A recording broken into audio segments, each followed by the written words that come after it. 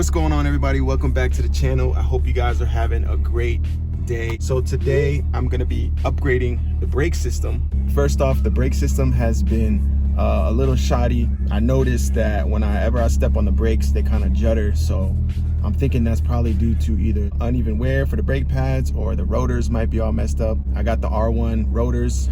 I believe they're slotted to match up with the pads. And then I also have the Goodridge brake lines. So we're gonna do a complete flush of the brake fluid. And if we have time, probably do the transmission fluid too as well, so.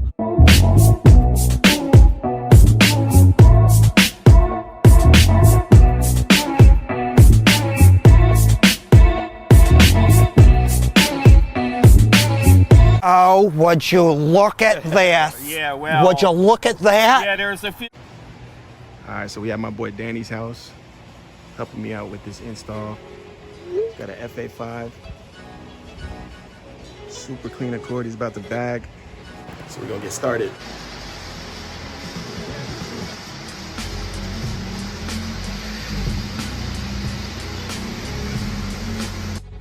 All right, so I'm gonna be doing a voiceover for most of the video because I didn't want to get a copywritten strike for the music. But anyways, if you see the rotors, man, they are trashed. Really bad condition. Not really sure when the last time the previous owner did them, but we did notice that there were hard lines on the vehicle, so that's always a good sign. Shows, you know, that they care. But I mean, pads were still good condition, but I was kind of shocked to find out that, you know, they weren't the regular OEM, you know, soft lines. So pretty much cleaned up the calipers as best we could. And like I said, man, there was like heat stress all over and like just scoring and just like burn marks, heat marks. So yeah, it was well needed to get that done. Shout out to all the homies coming through. Shout out to Nate. Check out his build on Instagram, man. It's super clean. Haven't really seen any of these Accords like this set up like how he has it. He does also have a JDM front end on it as well. So definitely check out his Instagram page. Super cool dude. Appreciate you, Nate.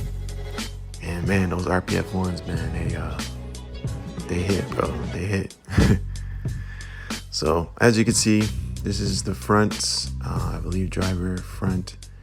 And luckily the screws were still in good condition because I noticed, you know, the rotor screws, it's a hit or miss. You know, some of them were kind of destroyed and we had to get them out. But me and Nate were trying to get the rear driver one off, and I pretty much stripped one of the nuts for the spacers. It was a big fail, but we ended up getting it off.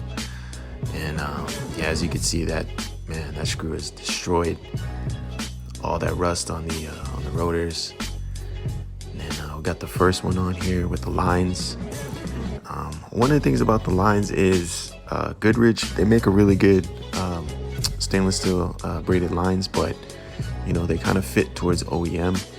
Whereas, you know, if you have aftermarket suspension, you know, it's gonna be kind of tough to mount. And that's the passenger rear right there. There were one of those lugs where stripped and it took hours to get that out. But anyways, yeah, so we're putting on the fronts, got the rears on. And I mean, brake pads were still really good condition. So, you know, I didn't really have to change them, but it's just one of those things where if you put in new rotors on your vehicle, you kind of want to put new brake pads so they could brake in evenly, as well as using lubrication for, you know, the brake pads. That way there's no, you know, noise or anything like that. So I love the way they look. You know, slotted rotors help cool the brakes a lot better than, you know, OEM. So these were, I believe, the fronts. Still, like I said, good life left on them. These are the new ones here by R1.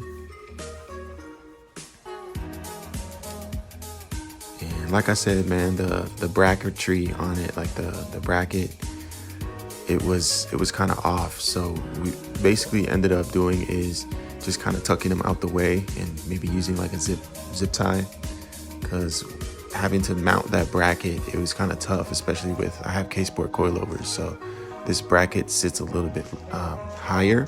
So, you know, it was kind of tough to do. And, you know, ultimately it's not really hitting anything, or it's not, you know, interfering with anything.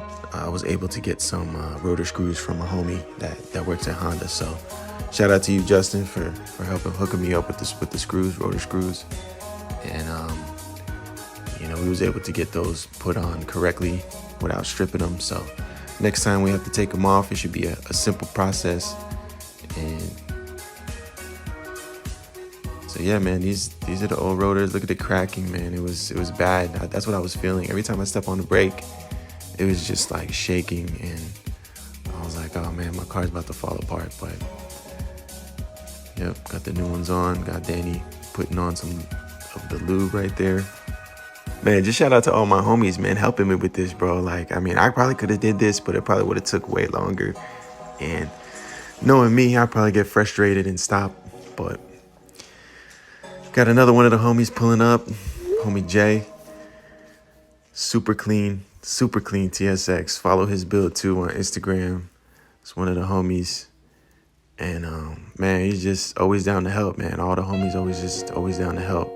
Yeah, I was shocked to know that, you know, the pads were, you know, fairly in good condition. So again, same situation with the lines, the brackets.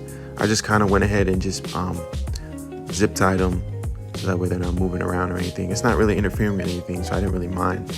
And there weren't any brackets on the hard lines that were on there before. So all right, so shout out to the homie Ian for coming through, man. We stripped the bolt on the spacer. It was the last one to do, man, and he was just putting in work with that drill and the Dremel, and he finally got it out, man. It was like, I want to say like 3 hours tops that we were trying to get this thing out, man. It was the last one right before we did the transmission flush. And shout out to you, man, for doing that. So we finally got it on. Danny got it on. He's putting the pads on right now, just putting the caliper on. And as you can see, man, we chewed up the outside, but I mean, it's still usable, you know. And here's the finished product with the lines and the rotors and pads. It definitely gives a more, just a better look, you know. Just seeing all that rust inside the wheel just kind of, I don't know, just kind of turns me off, especially when you have, you know, a nice car, trying to build a nice car. So, well, thank you guys again for coming through, watching it, making it to the end of the video. Again, sorry I had to do this voiceover, but I didn't want to get copywritten, but it came out excellent. If you guys aren't subscribed to the channel, please consider subscribing. I have so much more content. I'll see you guys in the next one.